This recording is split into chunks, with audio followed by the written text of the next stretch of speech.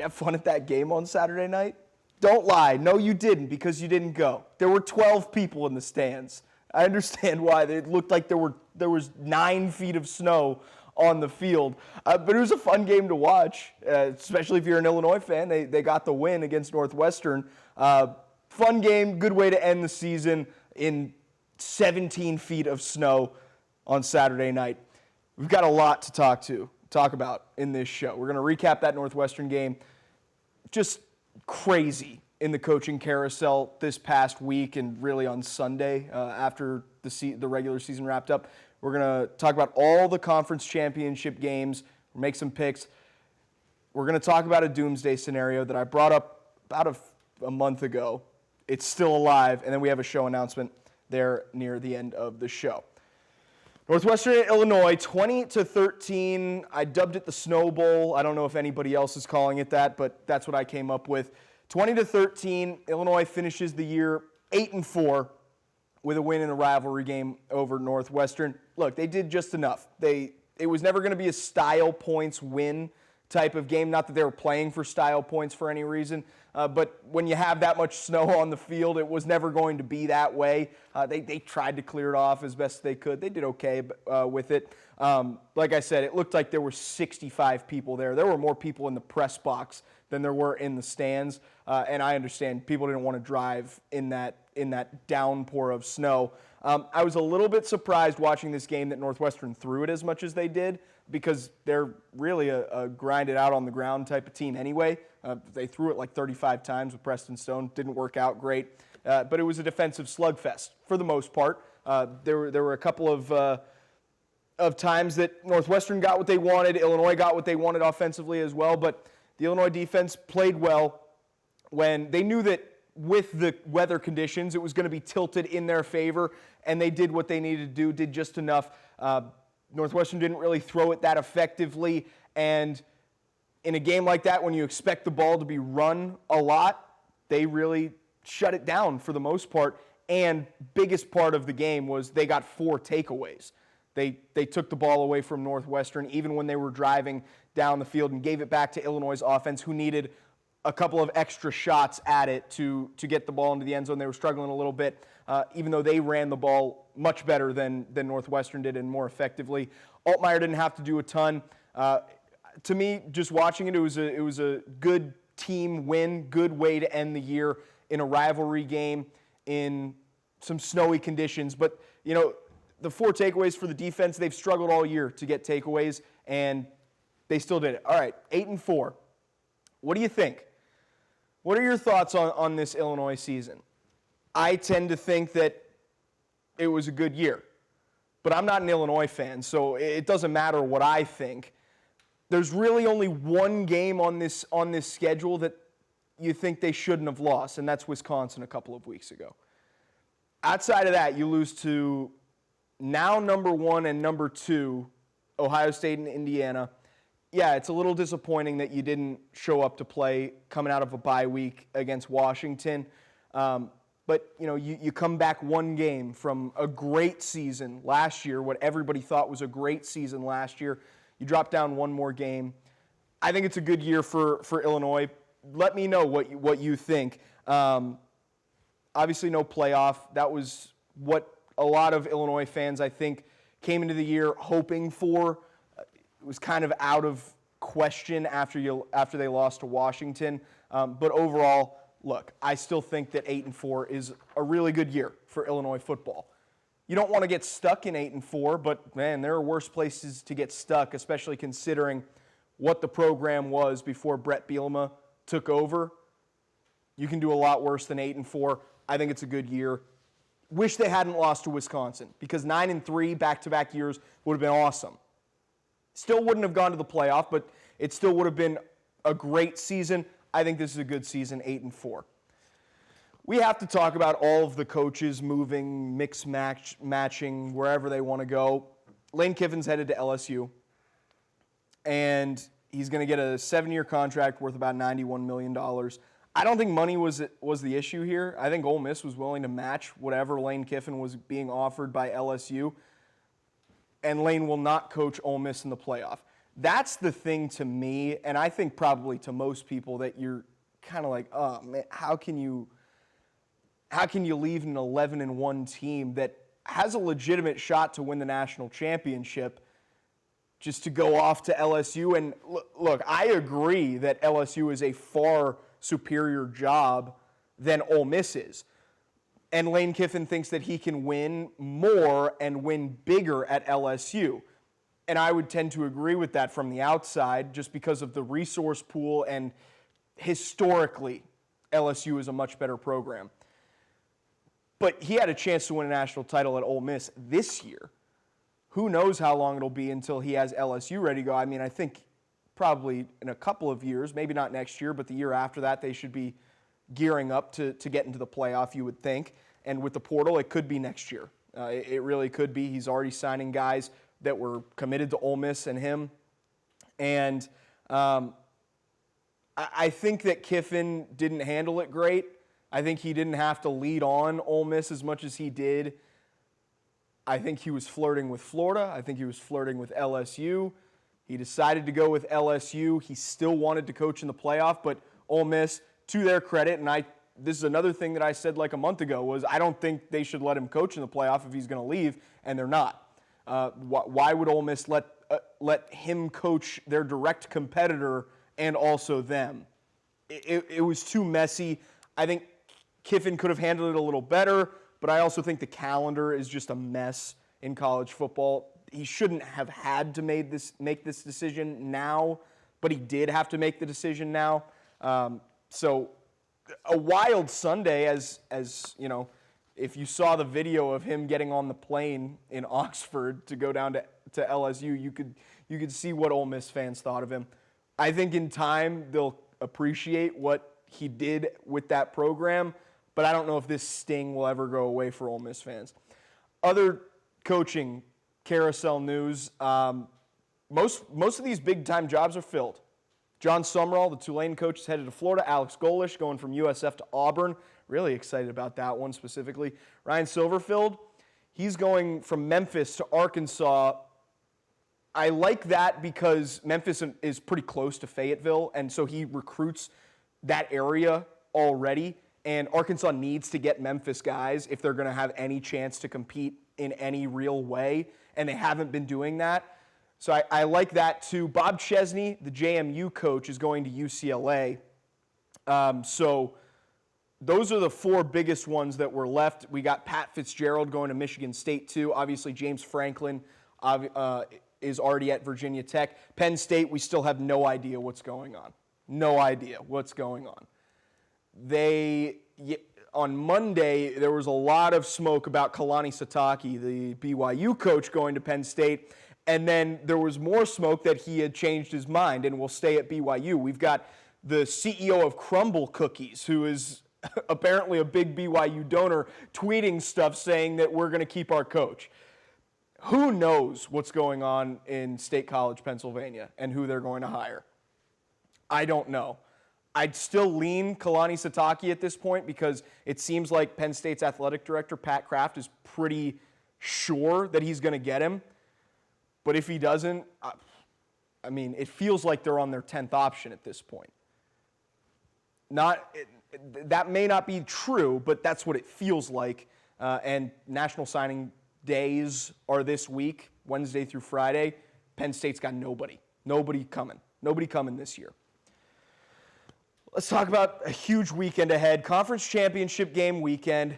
And how about me last week? 3-1 to get back to 500 against the spread. Mr. 500, there I am.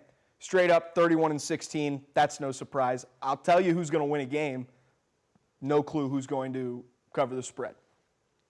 Let's start in the Big Ten. Ohio State and Indiana. This is the only of the Power 4 conference championship games that isn't a rematch of the regular season. This game's Saturday night at 7 o'clock in Indianapolis. This is 1 versus 2. This is what we've been waiting for really since Indiana spiked and went into the top 5 and eventually got to number 2. They've been on a collision course all year, both undefeated, 12-0. The winner of this game will be the number 1 seed in the college football playoff. Some people think that Ohio State's the number 1 seed either way. I think that's ridiculous. If Indiana beats them, they're going to be the 1 seed. Look, best on best in this game is the Ohio State defense versus the Indiana offense. And look, if you remember when we were talking about Ohio State's defense when they came to Champaign, it might have even gotten better since then. Look at these ranks. They're first in points per game, yards per game, pass yards per game, only fourth in rush yards per game, and they get off the field like a fourth of the time. Third down percentage is just a tick over 25%. So this Ohio State defense is the best unit in the country. It is outstanding. No team has scored 17 points on Ohio State this year, which is incredible. Illinois actually scored the most points against them, which was 16. And that's it. This Ohio State defense is outstanding. There's just dudes everywhere. Now, the Indiana offense is also a really good unit. It's not as good as the Ohio State defense, but it's really good. High flying, they go fast, they are run first, which you've got Fernando Mendoza in the Heisman talk, but they're run first. They run the ball as much as they can. Over 230 yards per game, and they are hard to get off the field on third down. So you might say, obviously, third down is a big piece of this game, but when Ohio State's defense is best in the country in getting off the field and Indiana is best in the country in staying on, then yeah, that's where my focus goes to. And part of that is because Indiana runs the football so well, they're in a lot of third and shorts. So if Ohio State gets them to be in third and longs, they're not as comfortable in that. That's a little bit of what Penn State did a few weeks back when Indiana had to squeak out that win on the road in Happy Valley. I think Ohio State will have a hard time scoring too, just like Indiana's offense against Ohio State's defense, because on the flip side, Ohio State's offense is pretty good and Indiana's defense is pretty good. So this is a really, I think, pretty evenly matched game, but I lean Ohio State just because they could shut Indiana out no matter how good Indiana's offense is. And I think Indiana's offense is formidable, and they will score in this game. 21 points to me, I think, could win this game. So I trust Ohio State being able to score on Indiana's defense more so than Indiana being able to score on Ohio State's. So I'll take Ohio State to win. I'll take them to cover. I'll take them to be the number one seed in the college football playoff. Just a little more confident that Ohio State can get into the end zone than Indiana consistently in this game. Down in the SEC, rematch of a little over a month ago, September 27th. Saturday afternoon, 3 o'clock, Atlanta. Mercedes-Benz Stadium. This is basically a Georgia home game, as is every single SEC championship game that they're in. Athens is an hour down the road from Georgia, or from Atlanta, rather. Bama won the first matchup 24-21, September 27th. That was in Athens. So how did that happen? Georgia outrushed Alabama in that game. They pounded the rock. They were getting whatever they want, almost 7 yards a carry, and Alabama on the flip side didn't run it. But Alabama hasn't been able to run the ball all year, really. So that wasn't really a surprise. The difference in that game was that Ty Simpson just far and away outplayed Gunnar Stockton in the end when they needed it. Just effective. Completion percentage were 60%, good enough. 7 yards a play, good enough. And he didn't turn the ball over. Neither did Gunnar Stockton, but he didn't really get anything going in the passing game.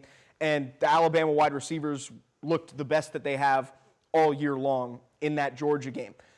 But how are these teams trending is what I am trying to look at here, is how they're trending. And I can't say that Bama is trending up as much as Georgia is, because Bama, since that game, has lost to Oklahoma. They had a scare in the Iron Bowl against Auburn. Auburn had a chance to go tie that game, maybe win it on a two-point conversion until they fumbled. So I'm going to take Georgia to win this game.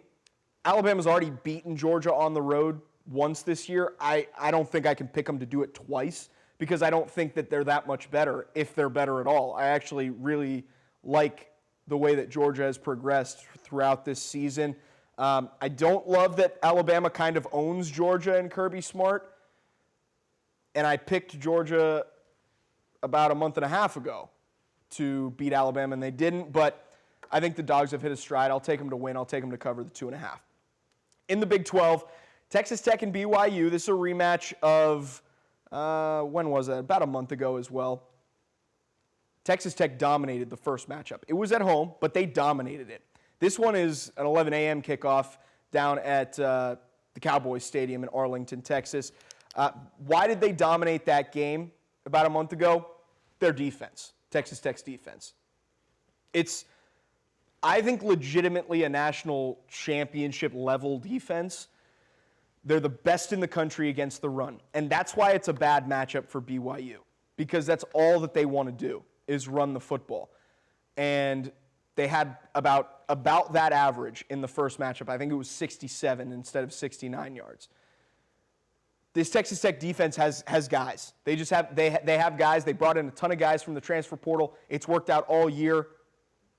Texas Tech, I think if they win this game and Georgia beats Alabama, Texas Tech will jump into the number 4 spot in the playoff and have a first-round bye. And I think it's completely warranted because they're that good. Now, Bear Bachmeier, he struggled, really struggled against Texas Tech November 8th.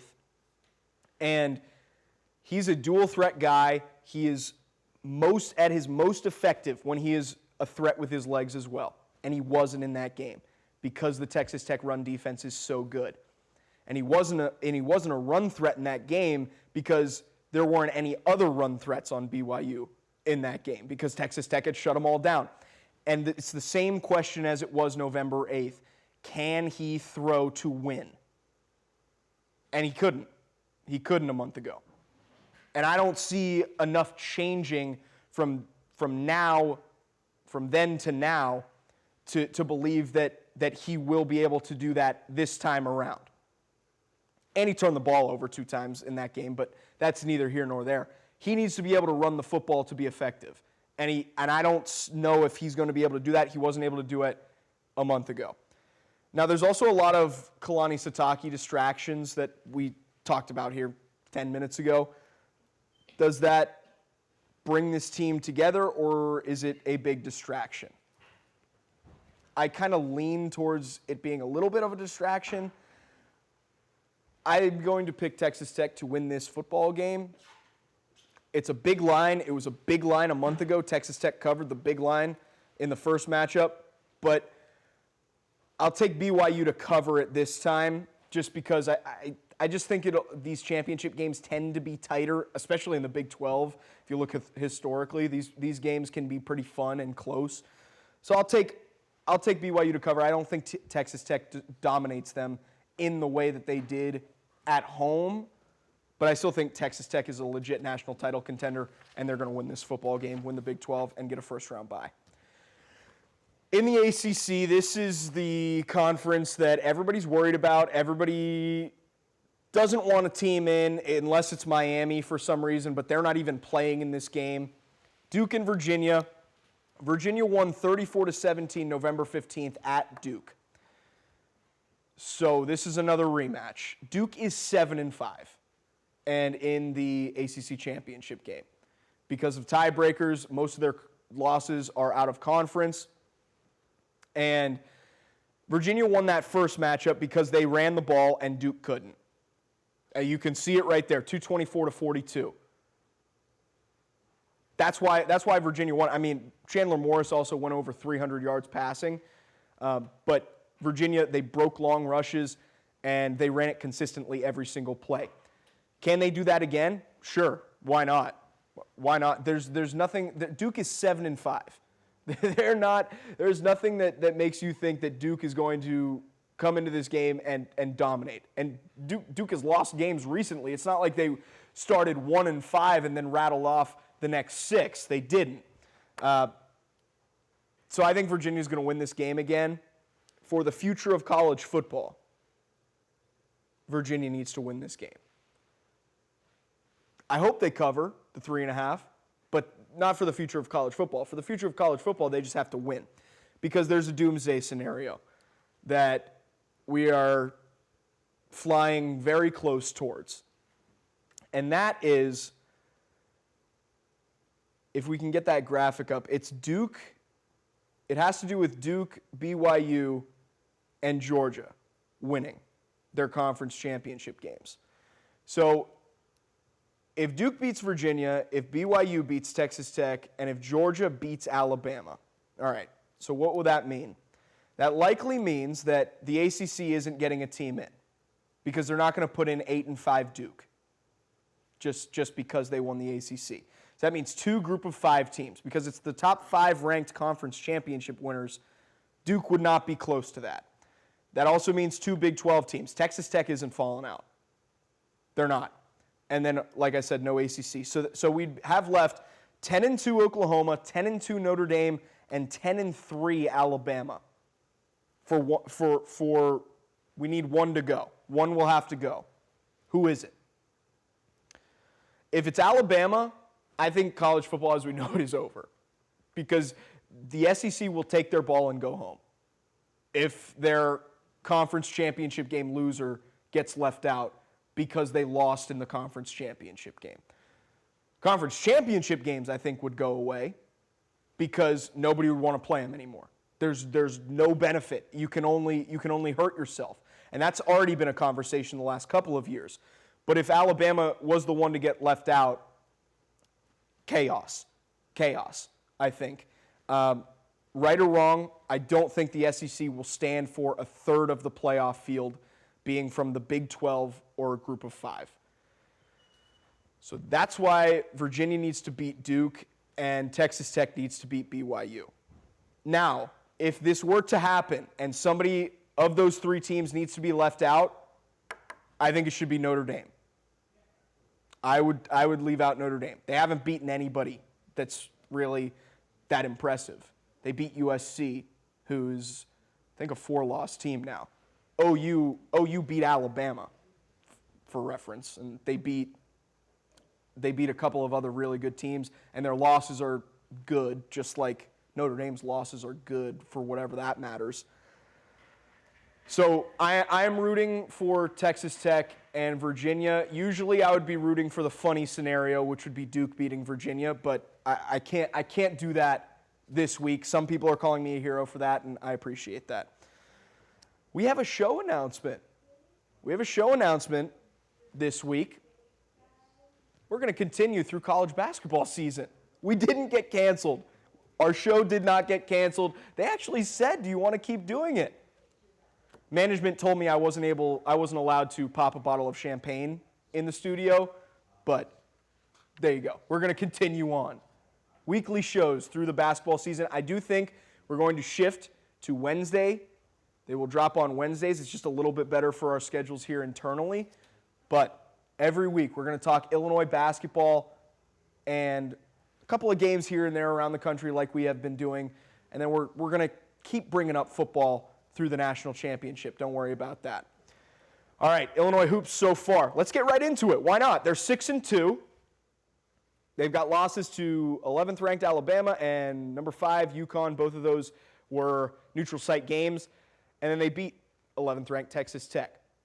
So a little bit up and down, I think, to start the season. But that's where they are right now.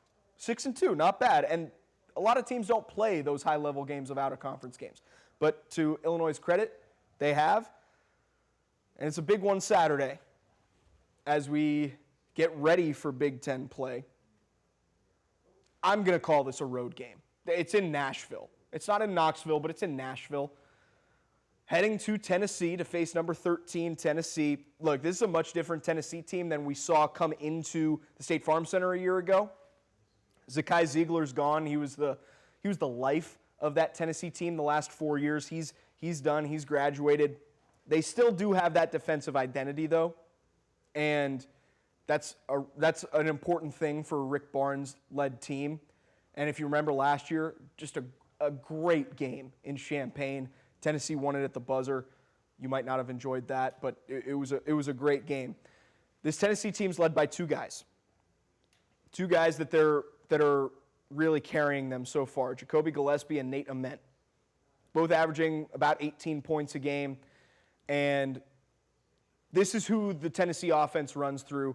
And Jacoby Gillespie, he's a smaller guard, so I actually like that matchup a little bit with Kylan Boswell because he's a smaller guard too. It's not like he's going to be towering over Kylan Boswell. And then Nate Ament, he's a freshman, true freshman, and he's come out of the gate pretty hot. Neither of them are great three-point shooters, at least to this point. Jacoby Gillespie, I think, has a little bit more in the tank, at least percentage-wise. Don't know much about Nate Ament, obviously, because he's played 8 games in his career. Jacoby Gillespie came over from Maryland. Good player last year, too, but he's taken that next step in the orange with Tennessee. So that is Tennessee. Defensively, I think their team profile, they still have that defensive identity, like I mentioned. Their assist turnover ratio is pretty good. And again, you got to remember, when you're showing these ranks in the 60s when you're talking football, that's not great because there's like 130 teams in Division I. In basketball, there's like 350. So, 60s, 50s, those are pretty solid numbers when it comes to basketball. 116th in three-point shooting, though. So if you can get them to take a lot of threes, they're probably not going to make a crazy clip. And if they do, it's an outlier. So you might be able to live with that. For Illinois, the question, I think that's been the question for the last really year and a half, is can they shoot? Can they shoot? You'd think in basketball that would be a really important part of it, and it is. But Illinois, I'm not convinced that they can. Let's look at the Illinois team profile. They take a lot of threes. Top 40 in the country in threes attempted every game. And they don't make very many of them. 223rd in the country as of right now. So I'm not convinced that they can shoot it very well. They're a decent free throw shooting team. This is much like the start of their season to me. It's pretty up and down as you go through it. And something that did surprise me when I was trying to look into their stat profile a little bit more was they don't get out and run at all. 5.6 fast break points per game. That's like 6th worst in the country.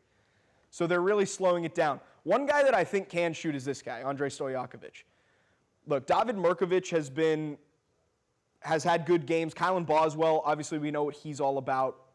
But this, to me, is their best guy. This is their best player, to me.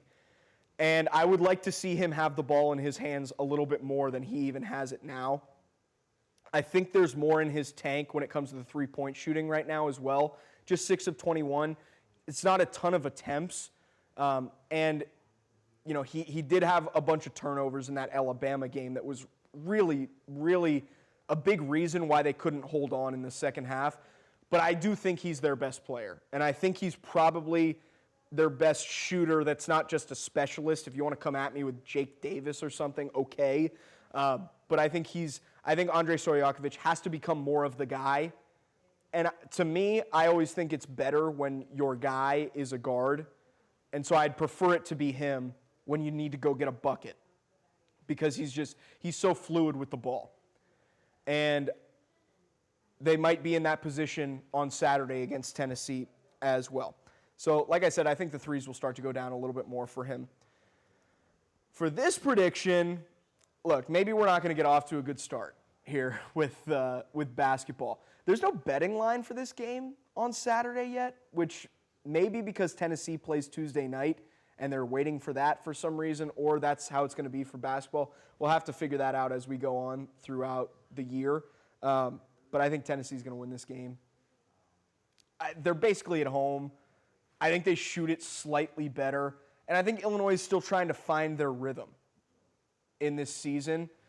And, watching UConn was the game against UConn in Madison Square Garden.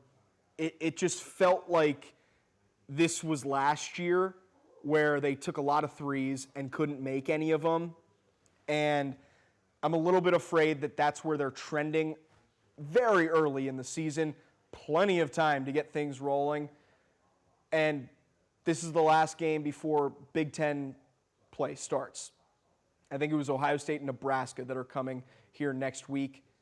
And then they have one more non-conference game against Southern, I believe, that they dominate. And then we're really into Big Ten play. So we've got a ton of time for Illinois to really get things together. I think the team will start to mesh a little bit better as well.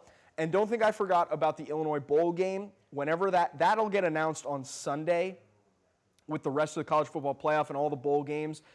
So whenever the week that game is coming, that's when we'll talk about the Illinois football bowl game on this show. But really now, we're into basketball. And the good thing about being into basketball is that Illinois, I'm pretty sure they're going to at least go to the NCAA tournament unless they completely collapse, which could happen, but I'm not going to bet on Illinois basketball completely collapsing. So that's our show. We'll be back here next week. Next week it starts. We're going to be on Wednesday uploading. So make sure maybe you got to set a reminder or switch something in your brain that, nope, we're on Wednesdays now. Make sure you tune in. Make sure you let everybody know if they didn't like football but they like basketball, this is the spot for them.